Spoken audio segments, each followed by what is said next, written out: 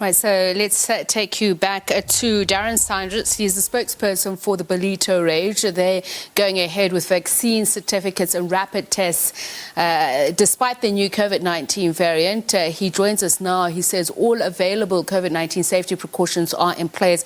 So just before our line or connection cut, Darren, you were saying that everybody will have been tested, would have taken tests. And I was saying to you that we do know that people who are vaccinated are also vulnerable to infection, and the degree to which is different from person to person, because some people are asymptomatic. How will you ensure that this doesn't happen? Because we spoke about the fact that last year your event became a super spreader despite your best precautions.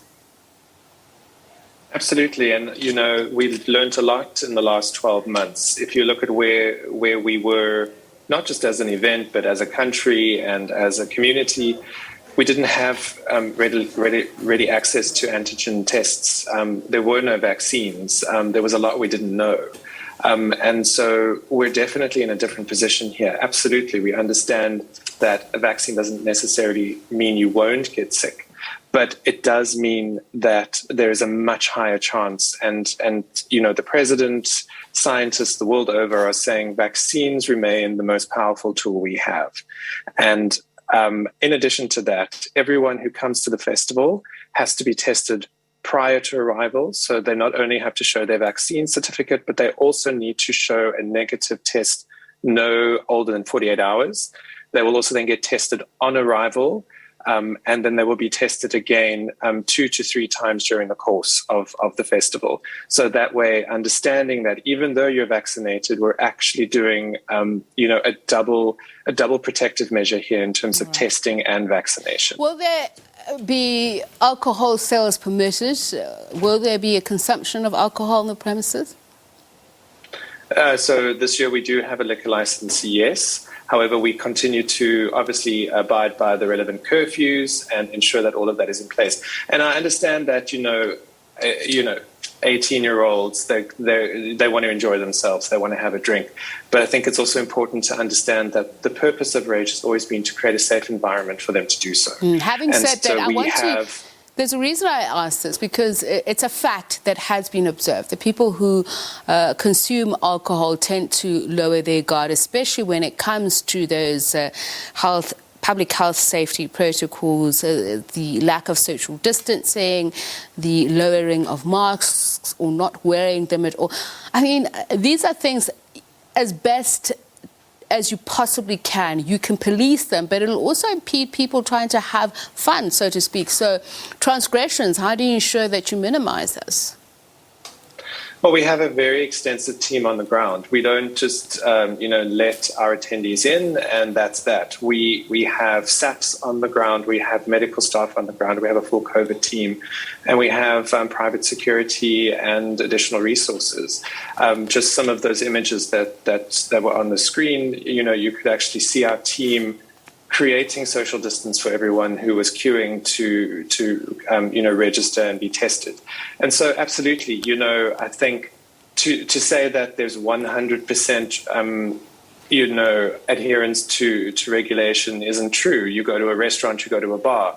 What we're saying is we're creating the safest possible environment for an event like this. And I think it's important that South Africa slowly starts to join the rest of the world in developing a protocol and a system and an ecosystem that can create an environment and an event that is as safe as it possibly can be. And we stand by the fact that you will be tested numerous times, and so it gives us that extra line of defense. So I'd imagine that you have a certificate of occupancy and the maximum number of people. So give us the numbers there. So as the current government regulations state, it's 700 or 750 indoors and 2,000 outdoors.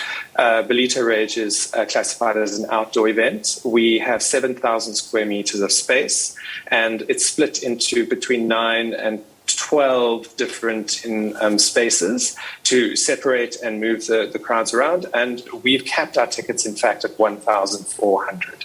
So we're actually lower than what the government mandate is, because we feel that's the number we're most comfortable hosting in a space of our size. And as you've said many times, that you are doing your level best to ensure that everybody complies, including with curfew, the health safety protocols that you have just reminded us of, and just how much further you are going. But, God forbid that something terrible does happen and you do have another super spreader event, or somebody does come out of this rage being infected with COVID-19, whether it's a new variant or not. Will you reconsider this? I hear what you're saying, that we need to catch up with the rest of the world. We need to get some economic activity going. But would you reconsider it being wise to host a rage at this time? At this time, we have taken everything that we know locally and internationally, and we're implementing them. And we're very proud of the fact that we are the only event of our kind to do so. As I said, there are going to be a lot of events, both formal and informal, that happen over the holiday season. And, to assume that those are going to have vaccine mandates and rapid testing required throughout, that isn't necessarily going to happen.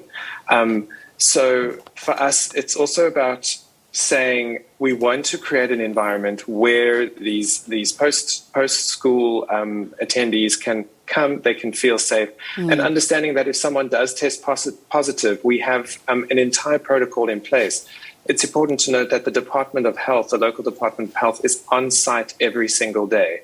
And anyone who tests positive will be escorted. We have an entire protocol in place, who then they get quarantined and they get moved to a specified quarantine facility as specified by the local municipality. And so there is an entire protocol in place that wasn't there last year. And so, we believe that we are saying we're creating a space where it can be as safe as it can be, rather than allowing these matrics to come to KZN or anywhere else and actually go to a bar or a club where these protocols aren't in place. All right, thank you so much for speaking to us. Darren Sandras, spokesperson for Rage Festival, saying that they actually want to lead the way in showing that it can be done, safely so.